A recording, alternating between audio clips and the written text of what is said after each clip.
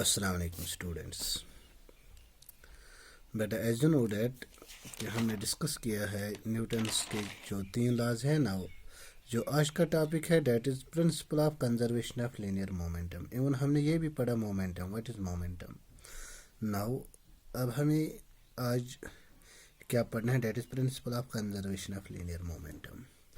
So first of all we should know what is the statement for this principle. That is, it states that if no external force acts on a system, the total momentum of the system remains constant.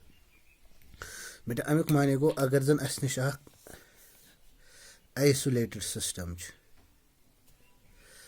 अत isolated systems पे NASA गोस न गसन कहीं ते external force apply. If no external force acts on a system, तिल के दलील गसान बेटा use जन ये आइसोलेटेड सिस्टम युस अथ मज टोटल मोमेंटम बेटा आसान सह हसा रोजान कांस्टेंट या तो अनचेंज्ड।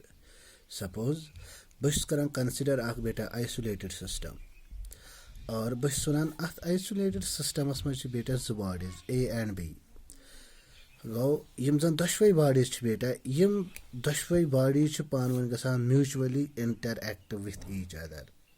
यानी कि सपोज जन बॉडी ए बेटा अमुक मोमेंटम कंसिडर करान suppose that is suppose P1। जन बॉडी बी बेटा ओहन मोमेंटम जन बेटा डैट इज P2। ठीक, बट यम दशवे बॉडी ए तो बॉडी बी यम हसा अकिस आइसोलेटेड सिस्टमस मज। ठीक है बेटा, आइसोलेटेड सिस्टम तुम पी आजकल ज्यादा वायरस गोमुत, वायरस मूजूब तुम पी बेटा आइसोलेटेड सिस्टम कत वन।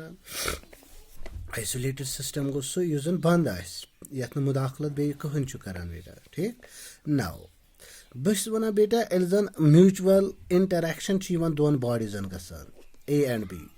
ठीक है बेटा, गोडनेथ इनिशियल मोमेंटम सह Monu that is P1 and P2। One बह दपान जन बेटा अत इंटरक्शन गसान दशवनी बॉडीजन दलील क्या सपदान युस जन इंडिविजुअल मोमेंटम आसान बेटा यमन हुंद। सपोज बॉडी ए हुंद मोमेंटम ओतान वोनमुत that is P1, body B हुंद मोमेंटम बेटा वोनमुत डैट इज P2।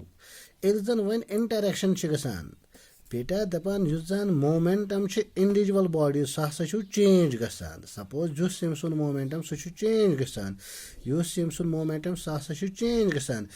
बट मगर पॉइंट बेटा but the net momentum of an isolated system remains unchanged, remains constant। यानी कि युस जन net momentum बेटा आसान अथ आइसोलेटेड सिस्टम यम जन बॉडी ज बेटा दपान सह हसा रिमेन्स डैट रिमेन्स अनचेंज्ड। यानी कि चेंज गसान डैट रिमेन्स कांस्टेंट, सह चेंज गसान बेटा कहें। वन बह कंसिडर करान बेटा P1 P2 यमन हुंद मोमेंटम यमन दोन बॉडीजन हुंद, but at any instant in the absence of external force. तेल बह वन बेटा P1 plus P2 is equal to constant. ठीक, शाबाश। नाउ बस वन बेटा वनान जन वन इंटरक्शन गई, जन जूरिंग म्यूचुअल इंटरक्शन गई यु जन मोमेंटम बेटा दपान सह हसा सपोज कंसिडर करान बेटा सह हसा बनान that is P1 dash and P2 dash. ठीक है बेटा, देन अकॉर्डिंग टू प्रिंसिपल क्या वन तेल of conservation of momentum P1 plus P2 is equal to P1 dash plus P2 dash, or I can write M1 U1 plus M2 U2 is equal to M1 V1 plus M2 V2. This M1 U1 is actually momentum P1.